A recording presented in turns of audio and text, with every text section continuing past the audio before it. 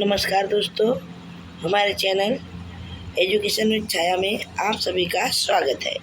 तो बच्चों, आज हम देख रहे थे, हमने इसके पहले वाली क्लास में देखी है भगवती चरण वर्मा द्वारा लिखित कहानी प्रायश्चित।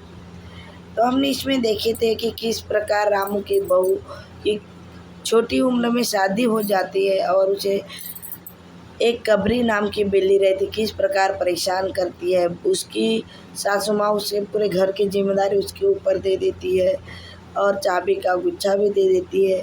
तो जो रामू की बहू थी वो कई बार काम छोड़ देती है, काम करते करते कई गलतियाँ करने लगती है और कई बार बिल्ली दूध पी जाती है, कभी खीर खा लेती है और इसके कारण रामू को भूखा रहना पड़ता है और रामू की बहू को सास की डांट खानी पड़ती है।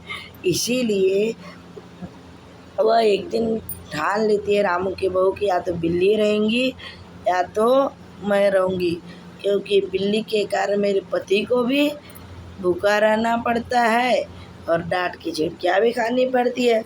इसलिए एक दिन उसने बिल्ली को दरवाजे के पास देखते ही खाने के लिए कुछ दूध रख दिया और उसके बाद वह जैसी बिल्ली दूध पीने लगी वैसे उसने फट्टा यानी कि एक डंडा उठाया और बिल्ली पे मारा और बिल्ली पे जैसा ही वह डंडा पड़ा तो बिल्ली उल्टी हो गई, यानी कि मरने की पोजीशन में आ गई। तो ये एकदम से मारने की आवाज़ सुनकर मारी काकी मिश्रानी ये जो उनके यहाँ काम करने वाली थी सब जमा हो गए और उसे बोलने लगे कि इसका बहुत बड़ा पाप होता है, या इसका प्रायश्चित करना होगा। तो ये सब सुनकर उनकी सासू माँ भी आती है और ऐसे करते करते वहाँ बहुत सारे लोग इकट्ठे हो जाते हैं। फिर उनको कोई सलाह देते हैं कि आपको प्रायश्चित करना होगा। तो उसका सजेशन देते कि पंडित से बुला के जो भी पंडित बताएंगा वो करना पड़ेगा। तो पंडित परम सुख को बुलाया जाता है। पंडित परम सुख लमसम खर्च बताते हैं और 5 ब्राह्मणों के बराबर खुद खाऊंगा इस प्रकार बताते हैं। ये सब हमने देखे थे। इसके बाद बिल्ली का वजन जितना उतना सोने की बिल्ली चाहिए, ये सब ऐसे बताते हैं। इस पर रामू की जो सास थी वो थोड़ा आगे पीछे देखती है पैसे के चक्कर में, खर्चे के चक्कर में। तो उसके बाद पंडित बोलता है कि तुम्हारी बहू से बढ़कर कुछ धन दौलत नहीं है और ऐसे लोग रहते हैं जितने ज़्यादा बड़े लोग उतने ज़्यादा उन पापों का प्रायश्चित के लिए खर्च करना पड़ता है। इसके बाद सब क्या होता है,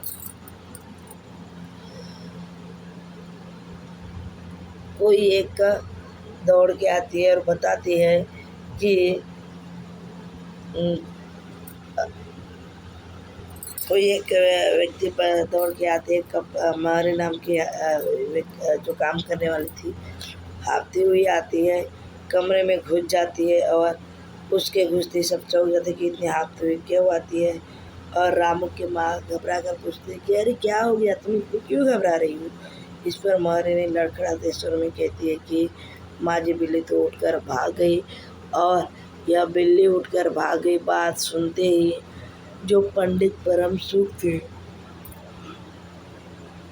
और नाराज हो जाएंगे, क्योंकि उसके यहाँ तो बहुत बड़ा धन दौलत लगने वाला था। लेकिन बिल्ली के भाग जाने से उसका सब प्लानिंग चौपट हो गया और इस प्रकार से वो प्रायश्चित के लिए लमसम खर्च बताते हैं, लेकिन वो प्रायश्चित के खर्च से बच जाते हैं क्योंकि वह बिल्ली भाग जाती है। बिल्ली भी समझदार रही होंगी कि मैं ऐसे नाटक करूँगी दोबारा ऑर्डर नहीं मिलेगा, इसलिए उसने नाटक कर ली होंगी। तो इस प्रकार था हमारा प्रायश्चित कहानी।